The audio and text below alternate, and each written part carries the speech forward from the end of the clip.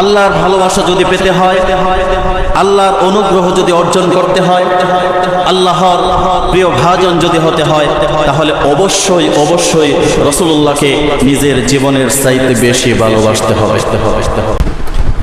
লা ইউমিনু আহাদুকুম হাত্তা আকুনা আহাব্বা ইলাইহি মিন ওয়ালিদিহি ওয়া ওয়ালাদিহি ওয়ান নাসি আজমাইন।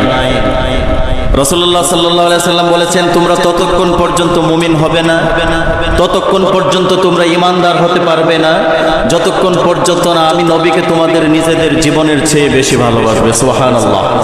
রাসূলকে ভালোবাসতে হবে নিজের জীবনের চাইতে বেশি। শুধু এটাই নয়, মিন ওয়ালিদিহি ওয়া ওয়ালাদিহি, তোমাদের পিতা মাতা, সন্তান সন্ততি, ওয়ান নাসি আজমাইন, এমনকি অন্যান্য সকল মানুষের চাইতে বেশি যদি নবী মুহাম্মদ রাসূলুল্লাহ সাল্লাল্লাহু আলাইহি সাল্লামকে বেশি ভালো না বাসা হয়, তাহলে মানুষ কখনোই ঈমানদার মুমিন হতে